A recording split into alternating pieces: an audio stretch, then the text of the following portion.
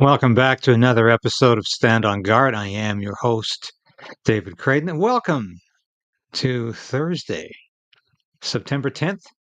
Sorry, October 10th, 2024. When we come back, is Pierre Poilievre an agent of chaos? More about that. So we are in a very precarious position in this country. We need political change, but we also need the resolve to resist.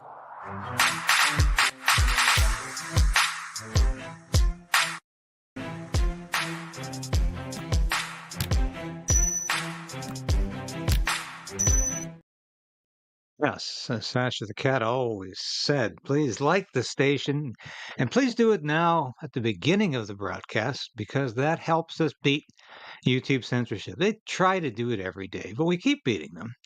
It's amazing how you see the numbers just sort of plummet at a certain time of day and as they suppress the story.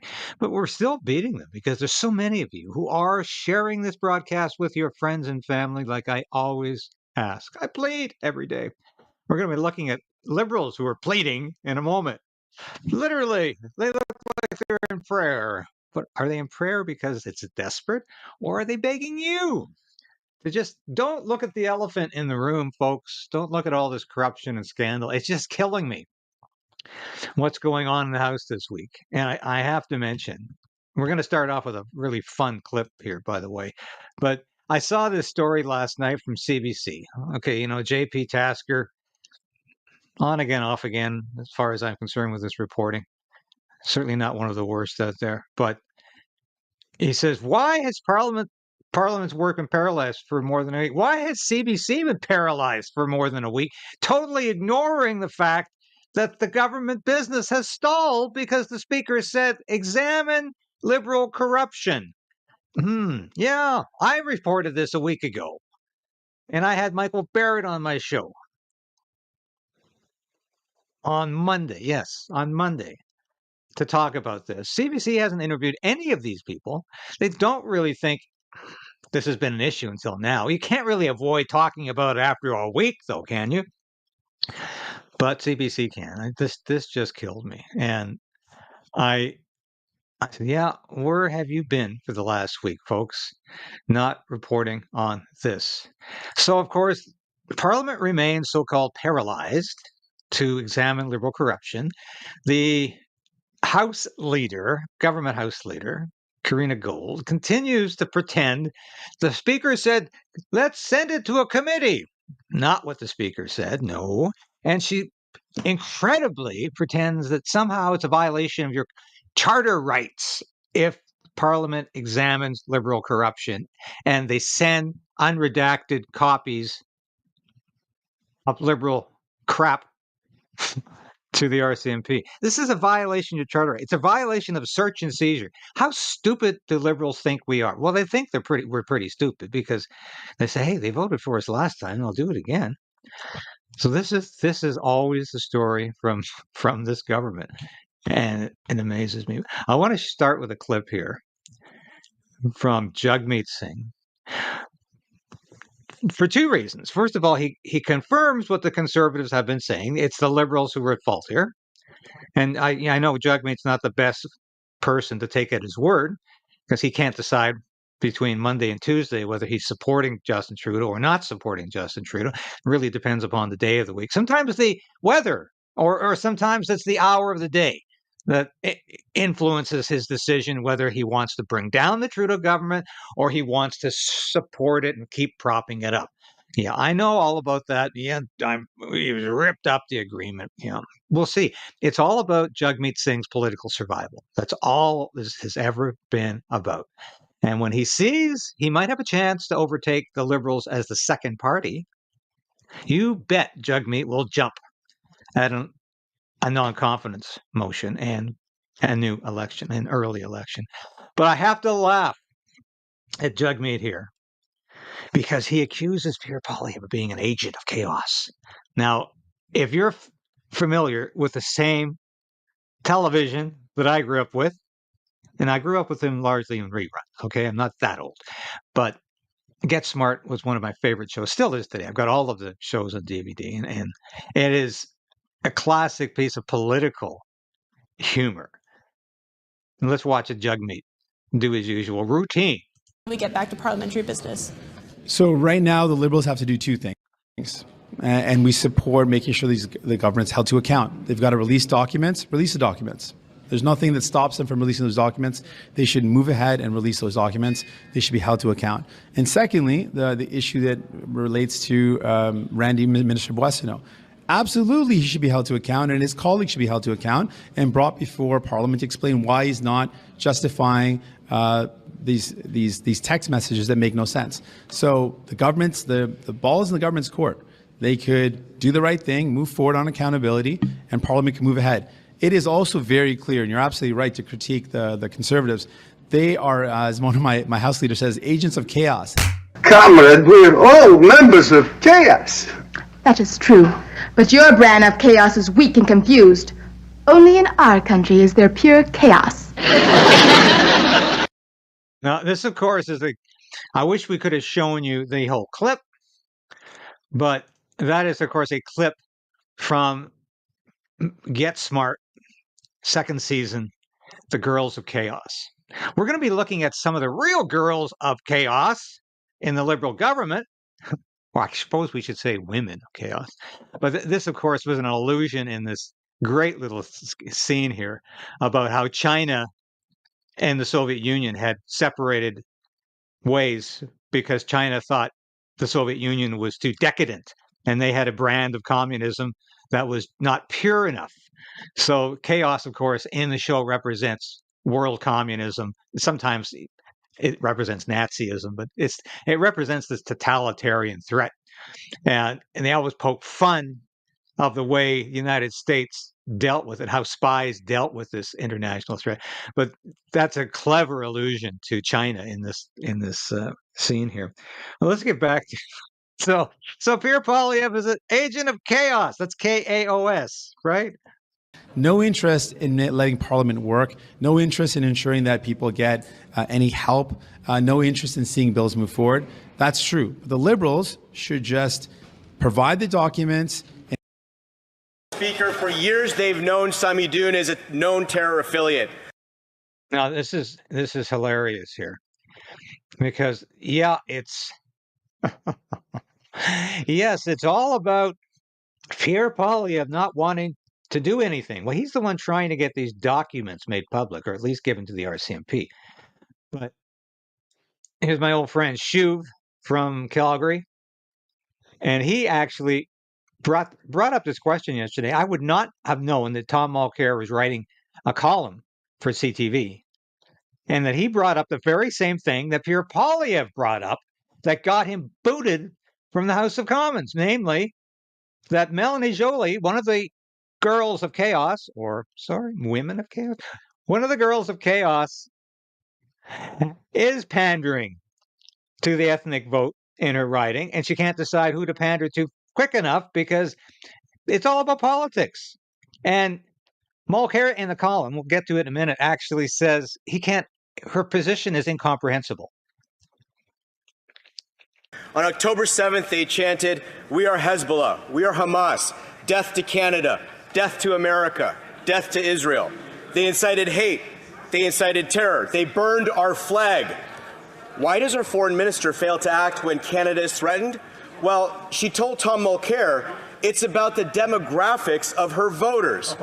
Mr. Speaker, why does this minister put partisan politics over Canadian national security interests?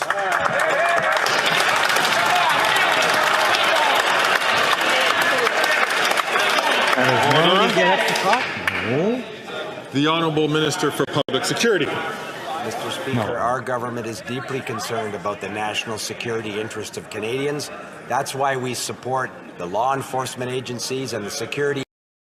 I'm sorry, what in the hell does that answer have to do at all with the question being asked? Agencies to do this important work. That's why we rely on their advice to decide when the government, under the Criminal Code of Canada, should list a terrorist entity. Mr. Speaker, good news.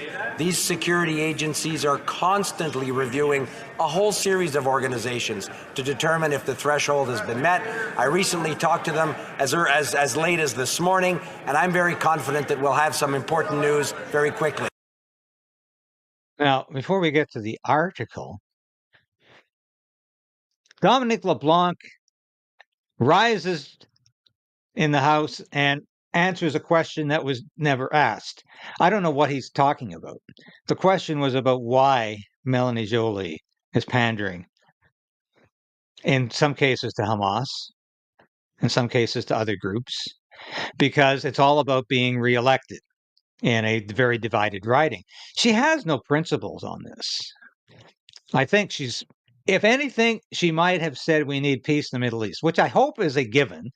Not for some people it is. It's not for some people, because there are people out there who want wars to continue endlessly, whether it's in Ukraine or whether it's in the Middle East.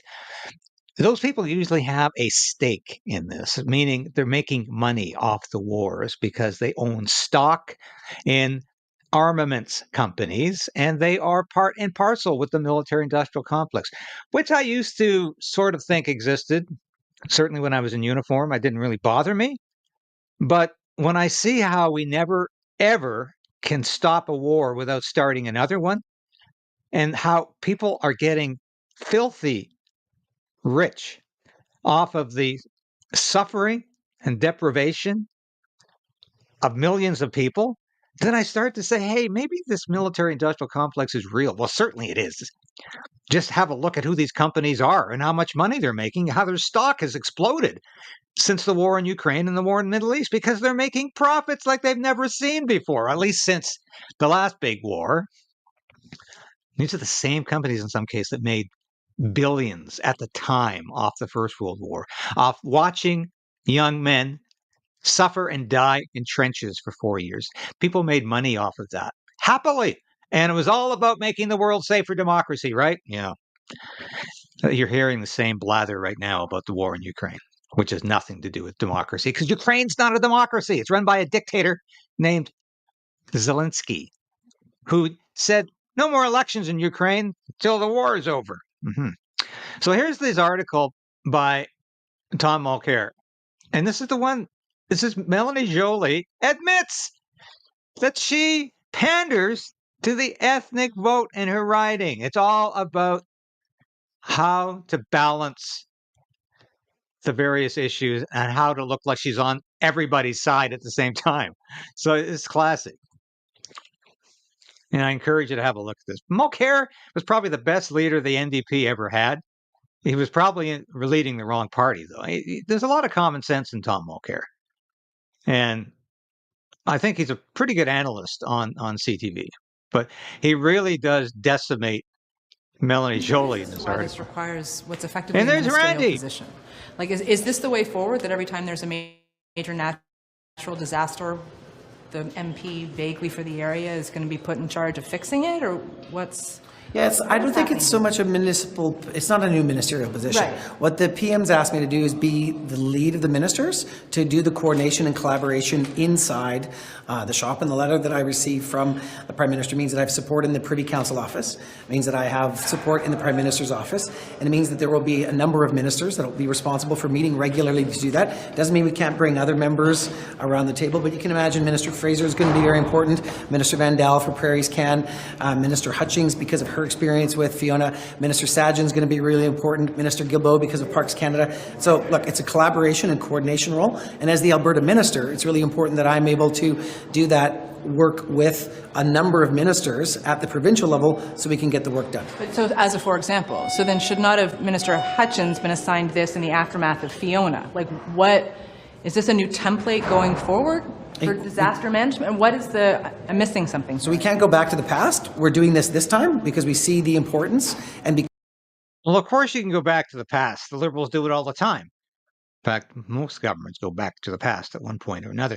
But is Boissonnault due for a cabinet shuffle?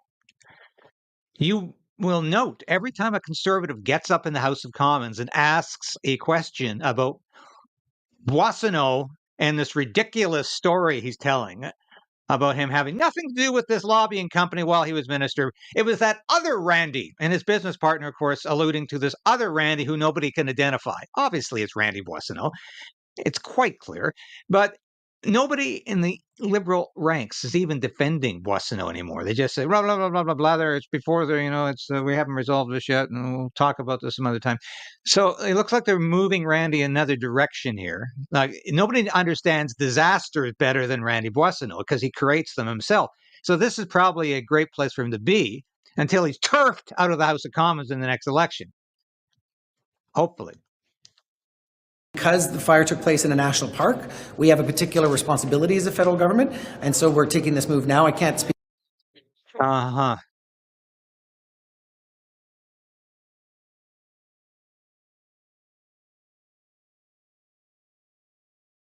Yeah, so that's his new job. Watch, he will be replaced very, very, very soon as employment minister because Trudeau is due for a cabinet shuffle, and that is coming very, very quickly. Now, moving Randy out of employment is not going to solve much.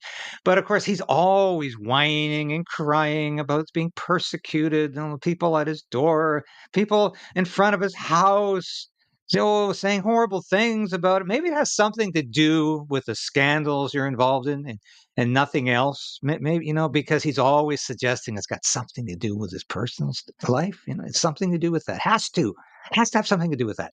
It can't be about my professional conduct. It can't be about the fact I'm an incompetent minister. It can't be about the fact that I have done something here that is absolutely horrendous as a minister. No, it's got to be about personal stuff. And that's where he goes all the time. I'm sick of listening to him. I really am. So where's Justin Trudeau this week? Have you asked yourself, you've watched Question Period, if you've watched Question Period this week, and I'm sorry I'm not doing it live anymore, but I'm working in the afternoons for the Post Millennial writing stories, and I can't do an hour and a half live broadcast right now. We'll might get back to that in the future. It's not possible right now, but I'm watching Question Period. I'm sure most of you are too.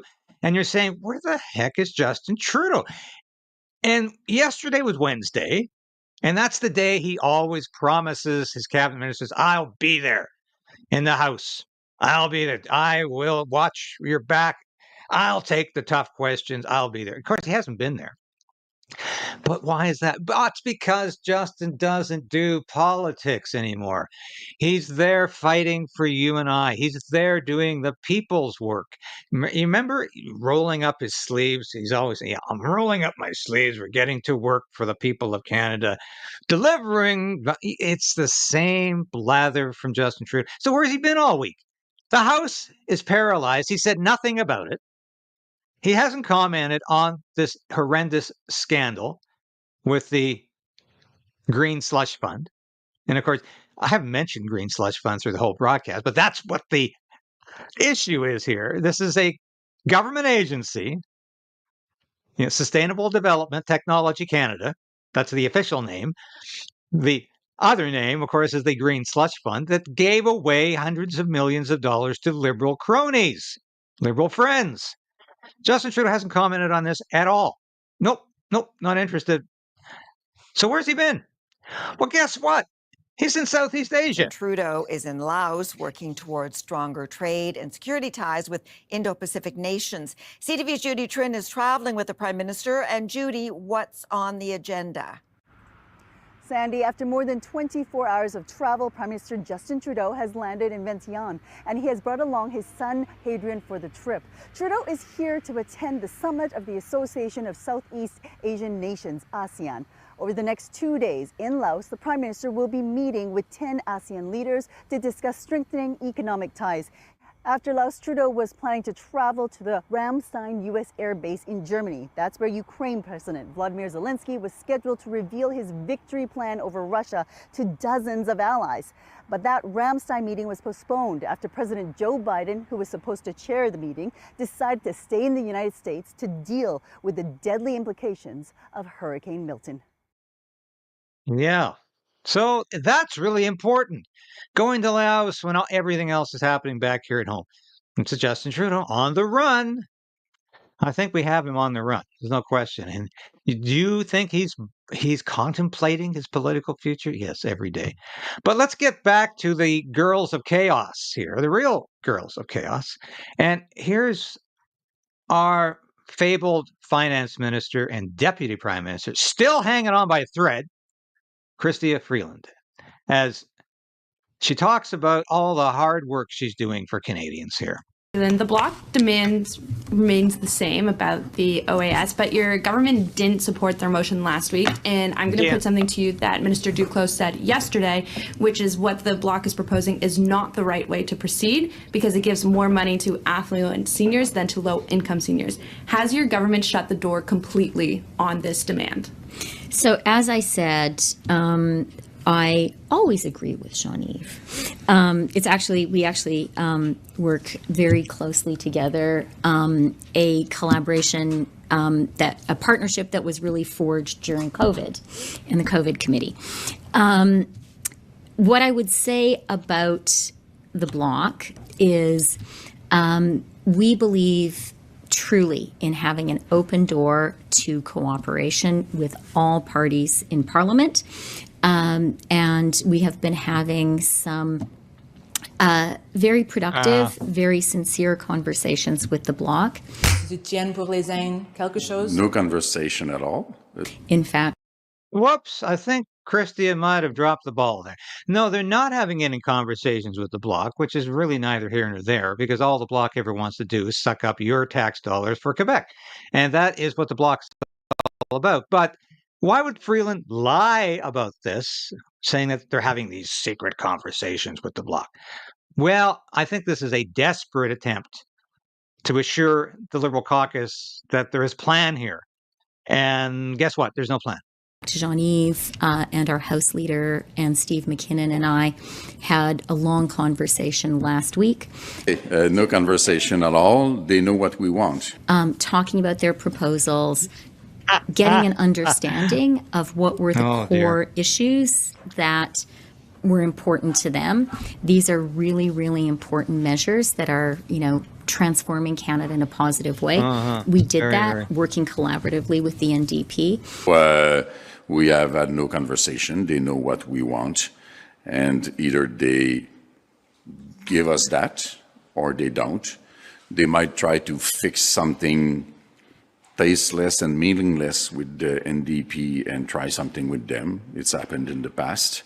And they might suspend the Parliament until January or February. They have many possibilities. Hi, Minister. They have many possibilities. They can either give us this or that. That is a Bloc leader Blanchette's summation of things. They can either succumb to the Bloc's wishes, blackmail, or they can't. Mr. Freeland, Brian Platt with Bloomberg. From what I can tell, since Parliament came back, the government has been trying to pass its capital gains Ways and Means motion, and it needs to pass this before it wants to pass this before it introduces legislation. It's been delayed because of the privilege motions in the House, or the privilege debates. Are you getting worried that you may not have time to pass this capital gains legislation? There's obviously a ticking clock on this Parliament. Are you worried? I can't remember if she doesn't mention this, or I don't think a reporter mentions this. This capital gains tax, according to the C.D. Howe Institute, is going to be collecting only 40% of the revenue they anticipated. That proves again that when you put a tax in that's not just for the super rich, it's for everybody who owns any kind of property, because the threshold was ridiculous. She doesn't obviously understand how much real estate costs these days. This capital gains tax was not going to just affect the very rich, the very wealthy. It was going to affect ordinary Canadians who tried to invest in real estate.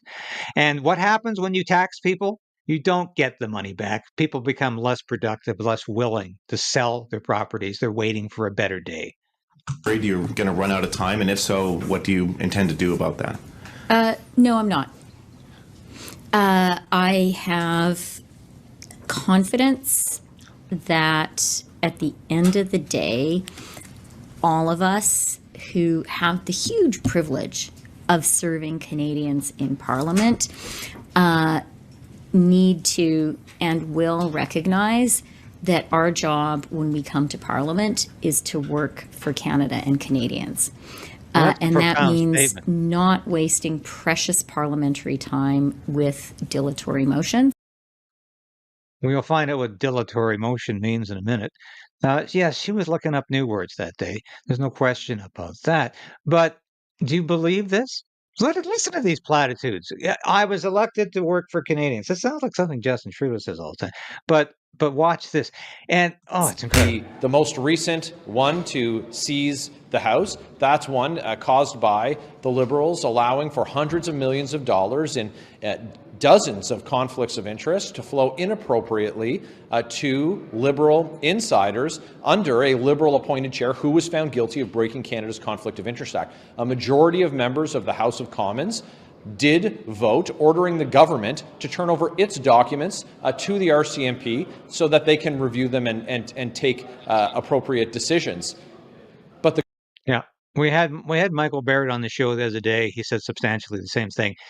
This is about not paralyzing the House of Commons. This is about getting the Liberals to do what they need to do, what the speakers order them to do. They don't want to look at Liberal corruption because that's just unpleasant. That's uncomfortable for them. But damn it, this is the job of any opposition party. And if this was the Conservative government trying to hide things, I'd say go after them too.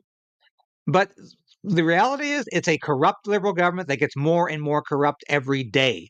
And they continue to get away with these scandals because most of the mainstream media ignores them, including the CBC, including a lot of other mainstream media that are bought off with subsidies by the Trudeau government. So Barrett is saying, come on, just do what you're told by the will of Parliament. The government is in violation of that order as ruled by the Speaker of the House, and that matter can be dispensed with very quickly. The government simply has to follow the order of a majority of members that were democratically elected to the House of Commons, which they're not doing right now. It means having real debates about real issues and then getting down to a vote. But what we're seeing the Conservatives try to do to our House of Commons, turn it into a place where the currency is not real debate. The currency is, nursery school insults. Continues to pander to Hamas supporters in the Liberal Party as part of her leadership campaign rather than doing her job. The alternative is really cold and cruel and small. Okay, so who sounds like the nursery school kid? Is it Pierre Poilievre making a very substantive accusation in the House, or is it Freeland who says if you don't like her or her policies, you're cold and you're small and you're just not likable? It's not okay. We have serious disagreements in Parliament, and everyone here is prepared to debate the issues. And the currency is dilatory motions. I think that really cheapens our country and cheapens our democracy. Here we go with those dilatory motions. I also want to ask you about the economy. You talked this morning about inflation being low and interest rates falling, but the flip side of that is that the labor market is worsening. And it does stand in contrast to the U.S., where they had a big surprise increase in jobs last week. Are you worried about Canada's labor market? Are you worried about where this is heading right now? Because that is the reason why interest rates are falling at the moment. You notice the similarity here? Do you notice the similarity here? Both of them appear to be in prayer, saying, God, get us out of this situation, even though we don't deserve it. But just like Mélanie Joly, who, when she was confronted about her pandering issue, puts her hands together and looks like she's in prayer, so does Freeland. That's the girls of chaos. Because the labor market is weakening. Well, actually, interest rates have come down because the Bank of Canada has taken a decision to move interest rates down. And I will refer you to the Bank of Canada's rationale for lowering rates. But the bank does tend to be very focused on where inflation is in its decisions on interest rates. Look, I think that we have a lot of very important and very positive macroeconomic news. The most important has been inflation. Inflation has been really painful for Sometimes we got to speed her up because it's the same thing over and over again. 2% in August. Okay, because inflation is really just measuring the difference between that and that. Here's the if real you look at index. those two lines, you're talking about a 2.3% change. That's the number we're talking about today. But for a lot of people, it's not about that. It's about the difference between this and that. And when you look at the difference between this and that's 20%. It is also the case that interest rates rose at a historically fast level, and one of our focuses post the COVID recession has been to help get more jobs back faster. And I'm really glad that we have 1.3 million more jobs in Canada than we had before COVID. So you all see that? That's where the jobs are coming from. Government sector jobs. How will we get back to parliamentary business? Well, that is where the jobs are coming from.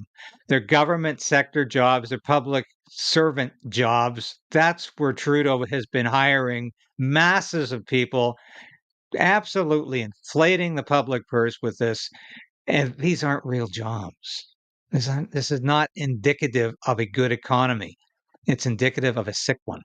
And that's where Justin Trudeau is creating his jobs. So incredible stuff. Thank you for watching today. I would flag my t-shirt today. Apologize for my informality. This is a popular number. Go to the store. This is I'm a Canadian, a free Canadian. That's from the preamble to the 1962 Bill of Rights, promulgated by John Diefenbaker, Prime Minister John Diefenbaker. The Bill of Rights became very popular during the Freedom Convoy because of its emphasis on free speech. The preamble saying, I am a Canadian, free to speak as I please. And that of course, is something we're vastly losing in Canada. Will Justin Trudeau prorogue Parliament?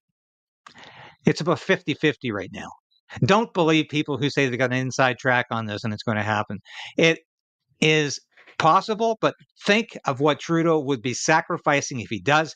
He's got a number of bills that he wants to shove down your throat, including the Online Harms Act, Bill C-63, his censorship bill, his thought crimes bill, and that will die if he prorogues Parliament. Now, that's great news for us, but do you think Trudeau's going to do it? I doubt it, but we'll see. Keep watching, and we'll keep bringing you all the news that you need to know on a daily basis so you can continue to resolve to resist.